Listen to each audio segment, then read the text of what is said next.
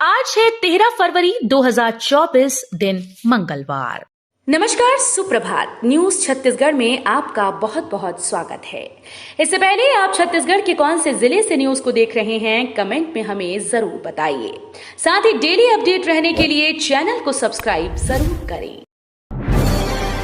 भारतीय सेना में भर्ती की अधिसूचना जारी, आज से तारीख तक कर सकेंगे आवेदन। सेना भर्ती कार्यालय रायपुर की ओर से अग्निवीरों की भर्ती के लिए अधिसूचना जारी की गई है, जो भारतीय सेना की वेबसाइट पर उपलब्ध है।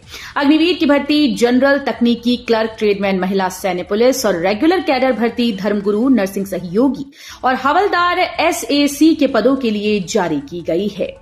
सेना में भर्ती के लिए ऑनलाइन आवेदन की प्रक्रिया आज 13 फरवरी से 22 मार्च 2024 तक खुली रहेगी। 135 हैंडपंप तकनीशियनों को मिली नौकरी, डिप्टी सीएम अरुण साव ने सौंपा नियुक्ति पत्र। उप मुख्यमंत्री और लोक स्वास्थ्य यांत्रिकी मंत्री अरुण साव ने व्यावसायिक परीक्षा मंडल के द्वारा प्रतियोगी परीक्षा के माध्यम से चयनित 135 नए हैंडपंप तकनीशियनों को नियुक्ति पत्र प्रदान किया।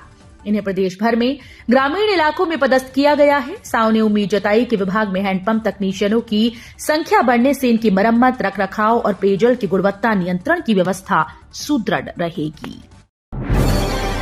छत्तीसगढ़ में नहीं बंद होगी ओल्ड पेंशन स्कीम, विधानसभा में वित्त मंत्री बोले, स्मार्ट सिटी गड़बड़ी की होगी जांच। छत्तीसगढ़ में ओल्ड पेंशन स्कीम जारी रहेगी, इसे लेकर सोमवार को वित्त मंत्री OP चौधरी ने विधानसभा में साफ कर दिया कि जो सिस्टम इसे लेकर चल रहा है वो चलता रहेगा। वहीं उन्होंने पिछली कांग्रेस सरकार को भ्रष्टाचार करने वाला गिद्ध बताया। साथ ही स्मार्ट सिटी गड़बड़ी की जांच कराने की बात कही। वित्त मंत्री चौधरी ने कहा कि ओल्ड पेंशन स्कीम लागू की गई है, उसके लिए PFRDA संस्था ने 19,136 करोड़ रुपए प्राप्त होना है। बारिश और ओलावृष्टि से गेहूं चने की फसल चौपट, दर्जनों गांव के किसानों ने कलेक्टर से की मुआवजे की मांग। बेमेतरा जिले के साजा विधानसभा क्षेत्र के दर्जनों गांवों में अचानक बिन मौसम हुई बारिश और ओलावृष्टि से किसानों के माथे में चिंता की लकीरें खींच दी। पूरा मामला बेमेतरा के साजा विधानसभा का है, जहां बदले मौसम का मिजाज और झमाझम बारिश के साथ ओलावृष्टि हुई, जिससे सैकड़ों किसानों की फसल खराब हो गई। जल्द कराए राशन कार्ड का नवीनीकरण, पुराने कार्ड में नहीं मिलेगा राशन। जिले में राज्य शासन के निर्देशानुसार सार्वजनिक वितरण प्रणाली के तहत प्रचलित सभी 2,68,134 राशन कार्डों का नवीनीकरण किया जा रहा है। वर्तमान में प्रचलित राशन कार्डों को समर्पित कराकर ही नवीनीकृत राशन कार्ड प्रदान किया जाएगा। राशन कार्ड नवीनीकरण के लिए राशन कार्ड हितग्राहियों से 25 जनवरी से 15 फरवरी तक ऐप के माध्यम से आवेदन लिया जा रहा है। देश में पीएम मोदी ने बांटी नौकरियां, छत्तीसगढ़ सीएम विष्णुदेव साय ने जताया आभार। छत्तीसगढ़ में भाजपा के विष्णुदेव साय सरकार इन दिनों प्रदेश में प्रधानमंत्री नरेंद्र मोदी की गारंटी को पूरा करने में लगी है। देश के विभिन्न राज्यों के 46 स्थानों पर सोमवार को प्रधानमंत्री रोजगार मेले का आयोजन किया गया।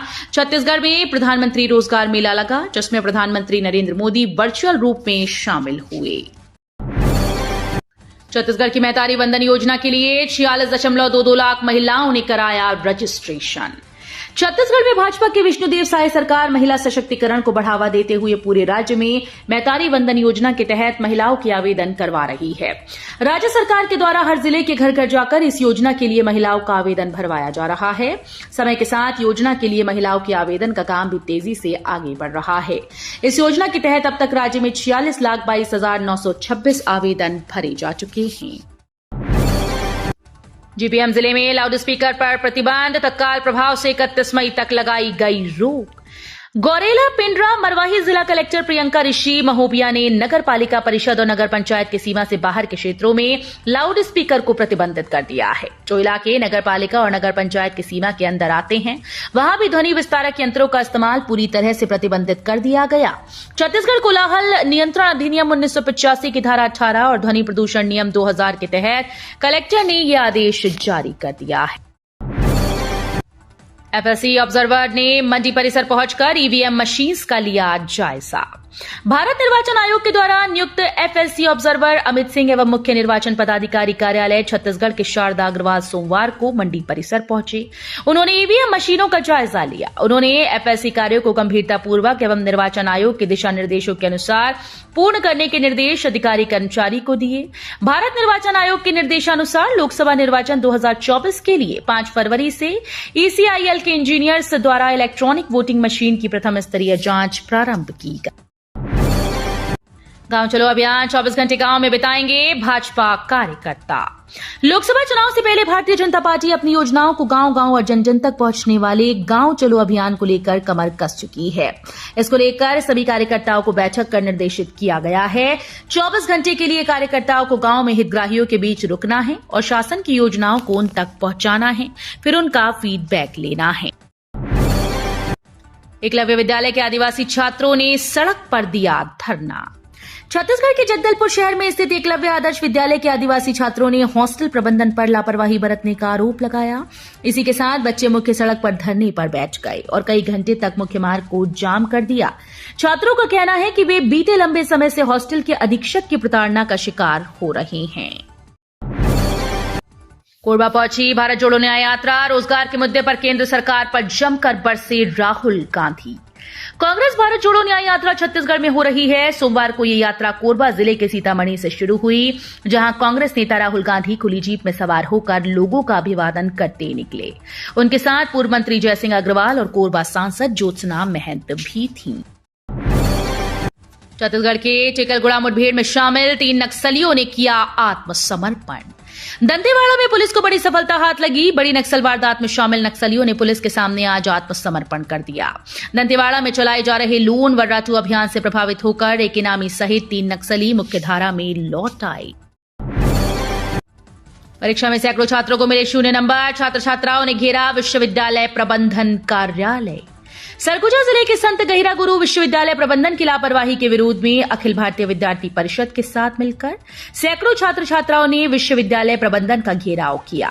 इस दौरान आंदोलनकारियों की पुलिस से झड़प भी हुई और जब कुल सचिव ने छात्रों की समस्याओं का निराकरण करने का आश्वासन दिया, तब जाकर छात्र शांत हुए। 20 साल बाद फिर दोहराया जाएगा इतिहास। जयराम रमेश ने बताया, कांग्रेस किसको आगे कर लड़ेगी चुनाव। कांग्रेस के वरिष्ठ नेता जयराम रमेश ने सोमवार को कहा कि विपक्षी दलों का गठबंधन इंडिया मजबूत है और इसके सभी सहयोगी जल्द ही आगामी लोकसभा चुनाव के लिए सीट बंटवारे को अंतिम रूप देंगे। छत्तीसगढ़ के कोरबा जिले के बरपाली गांव में संवाददाता सम्मेलन को संबोधित करते हुए रमेश ने कहा कि जद प्रमुख नीतीश कुमार और राष्ट्रीय लोकदल के इंडिया गठबंधन छोड़ने से मोर्चे पर कोई प्रभाव नहीं पड़ेगा। राहुल बोले, अग्निवीर योजना युवाओं से छल। कोरबा में कहा, जीएसटी नोटबंदी से पूंजीपतियों को फायदा। कांग्रेस नेता राहुल गांधी की भारत जोड़ो न्याय यात्रा कोरबा की सीतामढ़ी चौक से शुरू होकर ट्रांसपोर्ट नगर पहुंची। यहां राहुल ने गांधी ने चौक पर जनसभा को संबोधित किया। इस दौरान राहुल ने ओबीसी जीएसटी अग्निवीर योजना का जिक्र कर मोदी सरकार पर हमला बोला। राहुल ने यह भी कहा कि अयोध्या में राम मंदिर की प्राण प्रतिष्ठा में 74% आबादी वाले ओबीसी दलित आदिवासियों को नहीं बुलाया गया। वहां बड़े बड़े पूंजीपति और फिल्म स्टार गए। विधानसभा का बजट सत्र छोड़ धरने में बैठे विधायक। 7 दिनों से जारी है प्रदर्शन। छत्तीसगढ़ भाटापारा इलाके के कांग्रेस विधायक विधानसभा का बजट सत्र छोड़कर अनिश्चितकालीन धरने पर बैठ गए। बीते 7 दिनों से धरना प्रदर्शन जारी है। भाटापारा विधायक इंद्र साव का कहना है कि आज गांव-गांव में अवैध शराब की बिक्री हो रही है। शासन प्रशासन को भी इसकी खबर है, बावजूद इसकी कार्रवाई नहीं हो रही। महासमुंद में शराब तस्करों पर एक्शन। पुलिस की छापेमारी में 17 तस्कर रंगे हाथ गिरफ्तार। 127 लीटर शराब जब्त। महासमुंद जिले में एक ही दिन अलग अलग थाना क्षेत्रों में पुलिस ने 17 लोगों से अंग्रेजी, देसी सहित महुआ के 127 लीटर शराब जब्त की। जब्त शराब की कीमत 30,180 रुपए बताई जा रही है। इसमें अवैध रूप से शराब बेचने, परिवहन करने के आरोप में कार्रवाई की गई। पानी टंकी निर्माण में अनियमितता। उप मुख्यमंत्री साव ने तोड़कर फिर से बनाने के दिए निर्देश। निर्माण कार्यों में अनियमितता को साई सरकार के मंत्रियों ने सख्त रवैया अपनाना शुरू कर दिया है। उप मुख्यमंत्री व लोक स्वास्थ्य यांत्रिकी मंत्री अरुण साव ने मुंगेली जिले के लोरमी विकासखंड के देवरहट में निर्माणाधीन पानी टंकी को तोड़ने के निर्देश दिए। इस टंकी के निर्माण में अनियमितता बरती गई थी। वहीं मामले में संबंधित अधिकारियों और ठेकेदार पर भी कार्रवाई की जाएगी। दरअसल बीते दिनों देवरहट के ग्रामीणों ने उप मुख्यमंत्री साव से पानी टंकी निर्माण में अनियमितता व लेट लतीफी की शिकायत की थी। जांजगीर चांपा में कलेक्टर ने तहसीलदारों का किया तबादला। 13 अधिकारियों के प्रभार बदले। छत्तीसगढ़ के जांजगीर चांपा जिला मुख्यालय जांजगीर में आयोजित जाज्वल्य देव लोक महोत्सव और एग्रीटेक कृषि मेला के मुख्य मंच पर पहले दिन अव्यवस्था का आलम बना रहा, जिससे कलेक्टर ने नाराजगी जाहिर करते हुए जिले के नायब और तहसीलदारों पर कार्रवाई की। मंच में अव्यवस्था से क्षुब्ध कलेक्टर आकाश चिकारा ने अचानक रात को सभी अधिकारियों की बैठक ली। नक्सलियों ने जेसीबी ऑपरेटर और ठेकेदार समेत 4 लोगों को किया अगवा।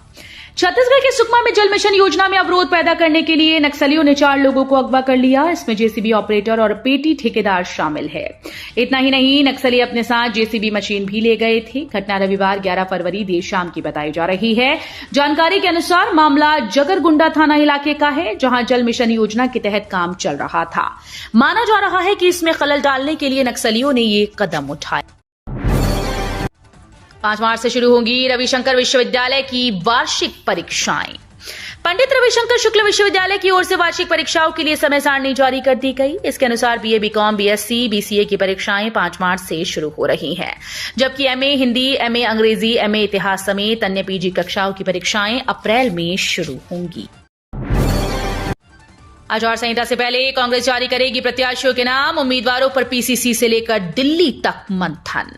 कांग्रेस पार्टी ने लोकसभा चुनाव 2024 के लिए अपनी तैयारियां तेज कर दी। पार्टी की कोशिश है कि आचार संहिता लगने से पहले प्रत्याशियों के नाम जारी कर दिए जाएं, ताकि ज्यादा से ज्यादा वक्त प्रत्याशियों को चुनाव प्रचार के लिए मिल सके।